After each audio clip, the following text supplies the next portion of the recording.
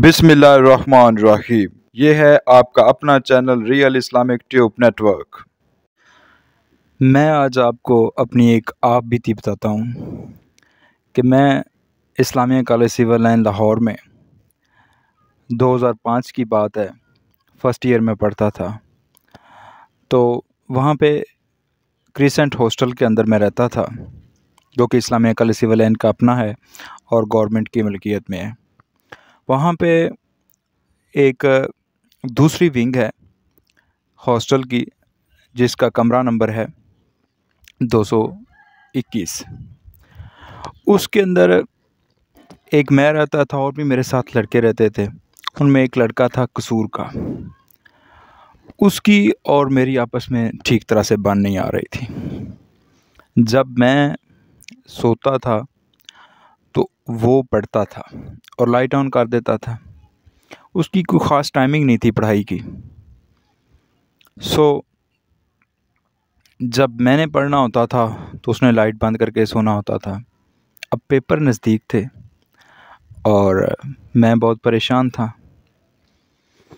लिहाजा मैंने ट्यूटर भी रखा हुआ था और वो थे सर शौकत साहब, जो आजकल लेक्चरर हैं पंजाब यूनिवर्सिटी लाहौर के अंदर। तो उनका बैकग्राउंड फ़िरोज़ वटवा से था, वो मुझे कमरे में पढ़ाने आते थे। मैंने उनसे कहा कि सर आप कल तशरीफ़ ना लाइएगा, मुझे थोड़ा सा प्रॉब्लम है, मैं वो सॉल्व कर लूँ फिर मैं आपको कॉल करूँगा और आपने आ जाना है। शौकत साहब ने कहा कि बेटा क्या बात है। मैंने कहा सर कोई नहीं, बस थोड़ा सा प्रॉब्लम चल रहा है, तो मैं उसको हल कर लूँ, जब वो हल हो जाएगा तो आपको कॉल करूँगा, आपने आ जाना है। नहीं बेटा बताओ क्या प्रॉब्लम है। अब मैंने उनको बता दिया कि सर देखें, एक लड़का है, मेरा नाम भी विकास है और उसका नाम भी विकास है, और वो कसूर का रहने वाला था। आजकल वो assistant sub inspector Lahore Punjab police में है। शायद वो मेरी वीडियो देखे और उसको वो वक्त याद भी आए कि वो मेरा रूममेट था और कुछ देर हम रूममेट रहे। और पेपर के दिनों में जब मेरे सोने का टाइम होता था तो वो उठ के पढ़ना शुरू हो जाता था, और जब उसके सोने का टाइम होता था तो मेरा उस वक्त स्टडी का टाइम होता था।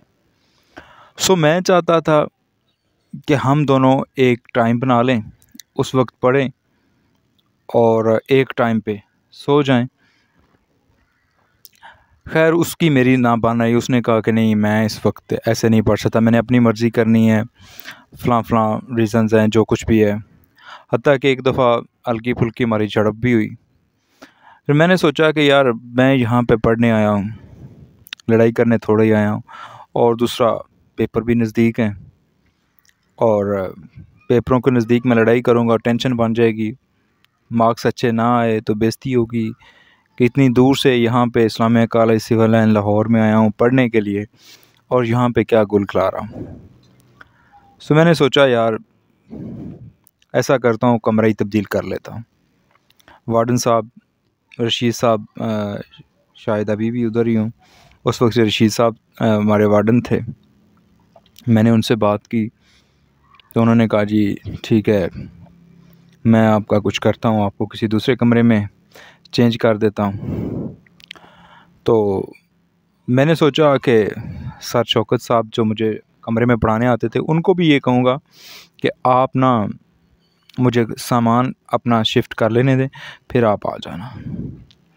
तो शौकत साहब ने कहा कि बेटा मैंने आपकी बात सारी सुन ली है, लेकिन जो आप तरीका अपना रहे हो ना, ज़िंदगी में कामयाब नहीं हो सकते। मैंने कहा क्यों सर? उसने कहा बेटा देखो, वहाँ ज़िला शेखुपुरा से तुम आए हो तो वहाँ पे भी आप पढ़ सकते थे, उधर भी कॉलेज है।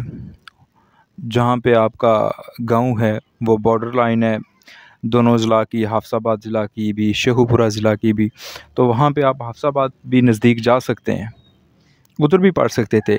यहाँ पे कुछ हासिल करने आए हो सो तुम एक मुश्किल से घबरा कर उसका मुकाबला नहीं कर पा रहे और तुम बागी हो रहे हो, तो लिहाजा ज़िंदगी में बहुत सारी मुश्किलात आएंगी। तुम उसका मुकाबला कैसे करोगे? बेटा, अगर तुम कमरा चेंज करोगे ना, तो मैं आपको पढ़ाने नहीं आऊँगा।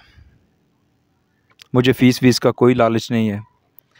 और ठीक है, आप कमरा चेंज कर लें, अपना ट्यूटर भी ढूंढ लें, लिहाजा मैं तुम्हें नहीं पढ़ाऊँगा। तो मैंने कहा, सर देखिए, अगर मैं कमरा चेंज नहीं करता तो मेरी उसके साथ लड़ाई होगी, और लड़ाई होगी, मैं या तो फेल हो जाऊँगा या मार्क्स अच्छे नहीं आएंगे, आपकी इंसल्ट भी होगी, मेरी इंसल्ट भी होगी, और इस तरह तो टाइम वेस्ट होगा। तो उसने कहा, नहीं बेटा, आपने लड़ाई भी नहीं उसके साथ करनी, आपने पढ़ना भी उधर है, मैं आपको पढ़ाने भी उधर आऊँगा, और आपने कामयाब भी होना है, मार्क्स भी अच्छे लेने हैं। अब ये तुम पे डिपेंड है कि तुम ये सब कुछ कैसे मैनेज करते हैं। मैंने को 2-4 मिनट सोचने के लिए टाइम मांगा सर से। तो सर ने कहा, बेटा सोच लो, जो भी है मेरा फ़ैसला यही है, अब आगे तुम्हारी मर्ज़ी है।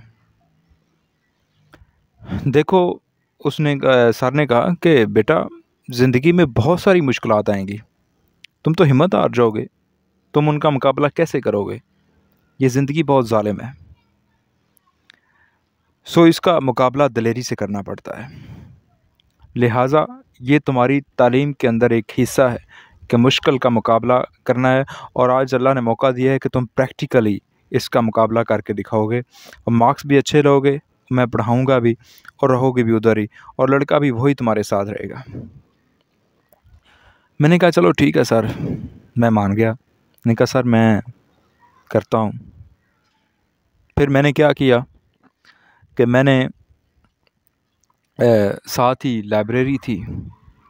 सो जब उसके सोने का टाइम होता तो मैं अपनी बुक्स उठाता और लाइब्रेरी में चला जाता। उस वक्त 222 नंबर था लाइब्रेरी का, कमरा नंबर 222, दूसरी विंग में। अच्छा, मैं वहाँ पे पढ़ लेता, पढ़कर वापस आ जाता। जब वो सोया होता तो मैं आपके अपनी बिस्तर पे सो जाता। फिर कभी कभार ऐसा करता है कि लाइब्रेरी बंद होती, ताला लगा होता, तो मैं नीचे चला जाता। प्लाट में एक लाइट जल रही होती थी, वहाँ पे जाके बैठ के मैं सबक पढ़ लेता, अपना स्टडी कर लेता और याद कर लेता, पेपर की तैयारी भी कर लेता।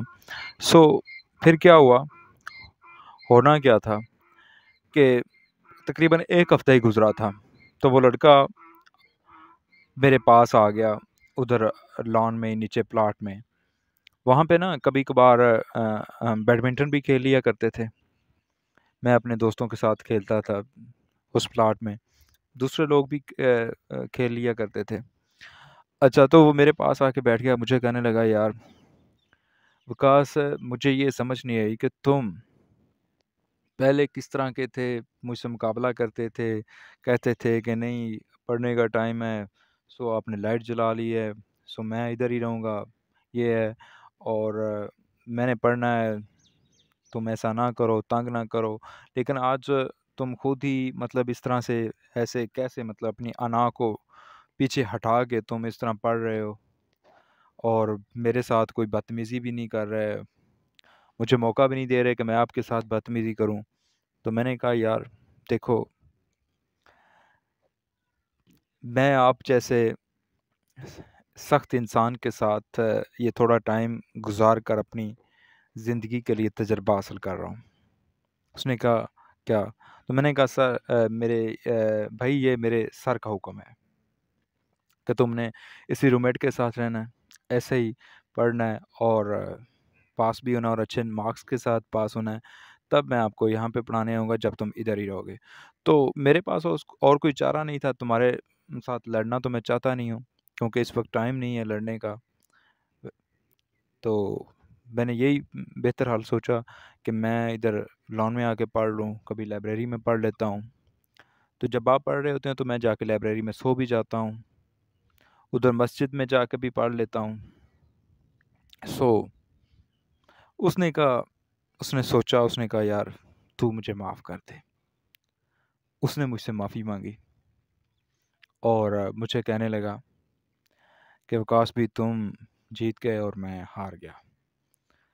तुम्हारा जब जी चाहे तुम पढ़ सकते हो, जब जी चाहे कमरे में सो सकते हो, मैं लाइब्रेरी में चला जाऊंगा, मैं इधर आके पढ़ लूँगा। लिहाजा मैंने जो कुछ भी किया है मुझे माफ़ कर दो। सो आगे मिलजुल कर रहते हैं। मैंने कहा यार कोई मसला नहीं है, मैं आपके साथ कोई ज़मीन का कोई मसला तो नहीं है, हम कुछ देर के लिए, कुछ माह के लिए इकट्ठे हैं। सो हम प्यार मोहब्बत से भाइयों की तरह इकट्ठे रहेंगे और अच्छा वक्त इंशाल्लाह गुज़रेगा। तो हम टाइम बना लेते हैं, हम मिलजुल कर पढ़ेंगे, मिलजुल के सोएंगे और टाइम अच्छा गुजार लेंगे। हमारी सुलह हो गई और उसने इतनी, यकीन करें, उसने मुझे इज़्ज़त और रिस्पेक्ट दी कि तू बहुत अच्छा इंसान है। सो इसका नतीजा ये देखें, एक तो सब्र का फल मीठा होता है, मैंने सब्र किया, उसका मुझे फल मिला। और दूसरा, उसमें एक और भी चीज़ है, वो चीज़ ये है कि देखें, मुश्किल, जिस तरह मेरे उस्ताद ने, मेरे सर ने मुझे नसीहत की कि बेटा मुश्किल का मुकाबला किया करो, मुश्किल से भागा नहीं करो।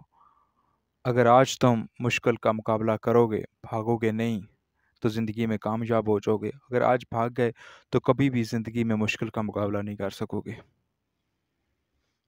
सो आज का वीडियो का मैं एंड यहीं करूँगा।